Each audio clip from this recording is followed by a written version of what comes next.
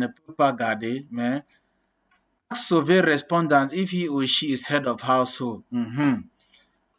Si l'enquêté est chef de ménage ou non, mais on peut laisser ça quand même. Si celui qui a répondu à sa place, ça veut dire qu'il n'était pas disponible, l'autre a répondu à la place du chef de ménage. On va juste laisser. Maintenant, ici, on a défini pour notre enquête.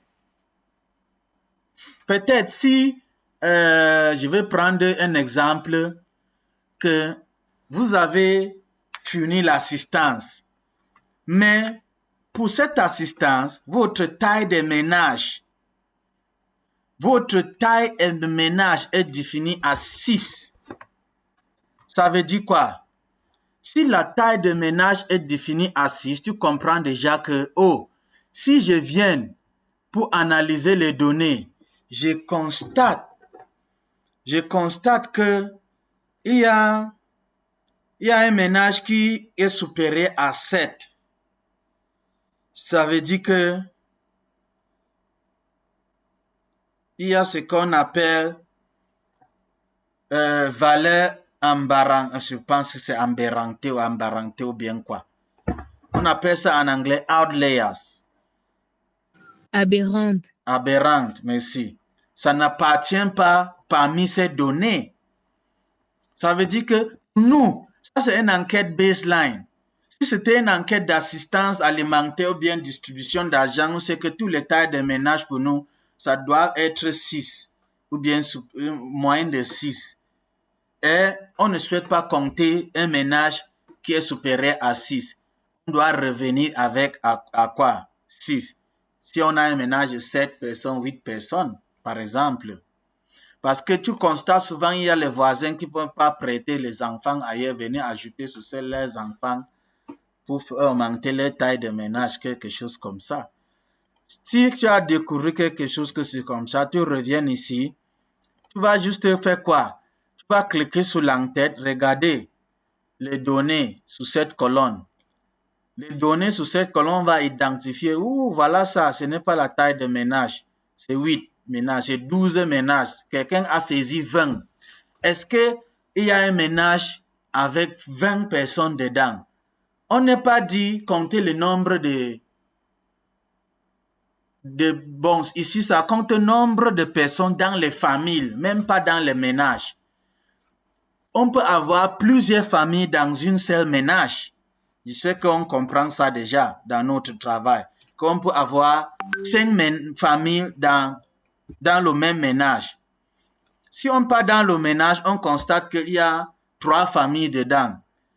La personne a compté, au lieu de enregistrer par famille, la personne enregistre par ménage.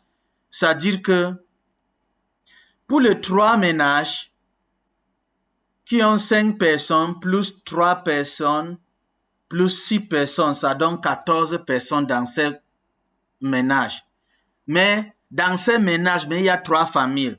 Ça veut dire qu'il devait enregistrer 3 familles. Il a enregistré 14. On revient d'ici. Si on ne peut pas reconnaître ça, que c'est l'erreur qui est faite, la seule chose, on ne peut pas justifier ces données. C'est de venir ici regarder l'aberrante, comme ma sœur a prononcé, c'est un mot un peu difficile. On revient ici, cliquer, remplacer valeur. Comme on a fait derrière. Remplacer valeur, si c'était 14 ménages, on va remplacer pour revenir avec 6 personnes dans la famille, le plus élevé. 6 personnes. C'est ça, par exemple. Maintenant, si on a fait ça, c'est bon, on avance. Mais l'entête ici, pour moi, je veux renommer ça parce que quoi? C'est une entête un peu longue. Je souhaite que quand j'analyse, ça ne sort pas long comme ça dans mes données. Je veux renommer, ça veut dire que je vais cliquer droite sur cette entête. Je clique droite sur cette entête. Je descends ici presque à la fin. À la fin, je prends renommer. Je prends quoi? Renommer. Maintenant, je vais faire comment? Je veux juste dire Je vais juste dire yes, number of families in households. Number of families in households. Peut-être c'est quelque chose que je veux comme ça dépend de vous, de votre objectif d'analyse. Maintenant, j'ai renommé l'entête. C'est comme ça que on change les entêtes. Vous avez vu ça. Changer